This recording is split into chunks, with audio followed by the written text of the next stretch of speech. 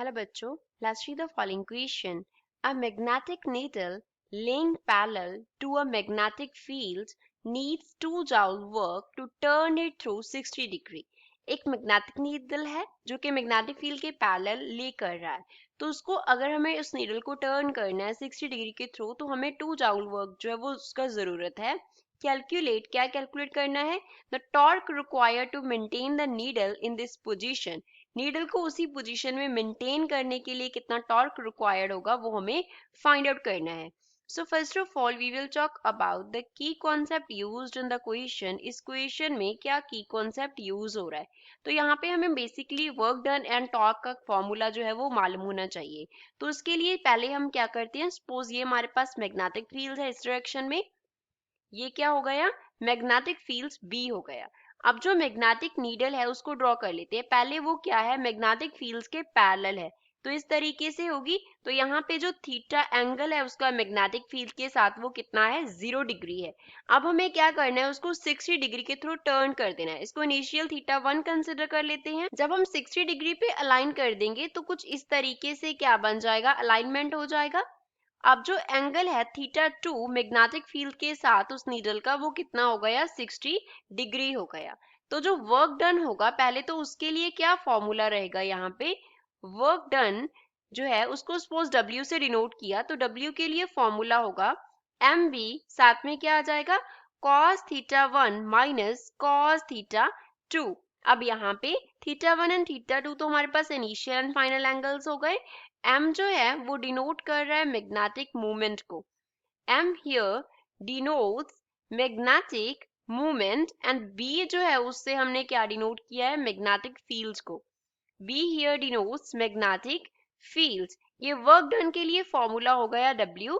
And अगर हमें torque के लिए फॉर्मूला लिखना हो, टॉर्क टॉ वेक्टर, तो वो हमारे पास क्रॉस प्रोडक्ट होता है magnetic movement into magnetic fields का. अब हमें कौन सा पोजीशन मेंटेन करना है, थीटा 2 वाला पोजीशन मेंटेन करना है.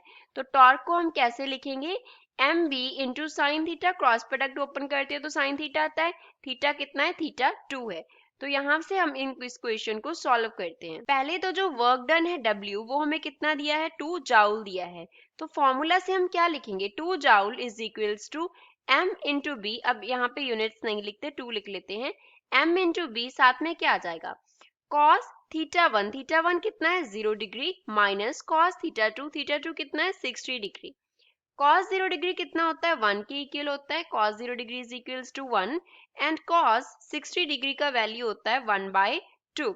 तो यहाँ से वर्क डन कितना है, 2 जाउल है, is equals to M into B, साथ में क्या आ गया, 1 माइनस 1/2 आ गया. तो 1 माइनस 1/2 कितना हो जाएगा, 1/2. So 2 is equals to MB into 1/2. 2 जो है वो लेफ्ट हैंड साइड पे आके 2 के साथ क्या हो जाएगा, मल्टीप्लाई हो जाएगा.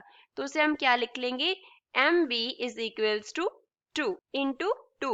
That means M and B का जो प्रोडक्ट है वो हमारे पास किसके इक्वल आ रहा है, 4 के equal. Consider to question number 1. अब हमें क्या फाइंड आउट करना है, टॉर्क फाइंड आउट करना है. तो टॉर्क का फॉर्मूला हमने क्या लिखा था, MB into sine of 60 degree. Now sine 60 degree का जो वैल्यू है वो इक्वल होता है √3/2 के.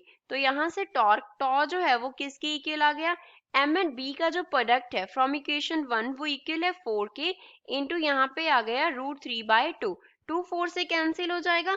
तो यहाँ से जो टॉर्क टॉ है वो इक्वल आ गया 2 इंटू √3 के एंड इसके यूनिट्स क्या होंगे, न्यूटन मीटर.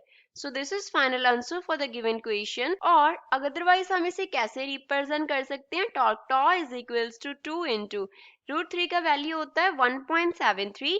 तो यहाँ से जो टॉर्क टॉ है उसको हम और कैसे लिख सकते हैं, we can write it as 3.46 newton metre, और this way we can write the final torque. I hope you understood it well. Thanks.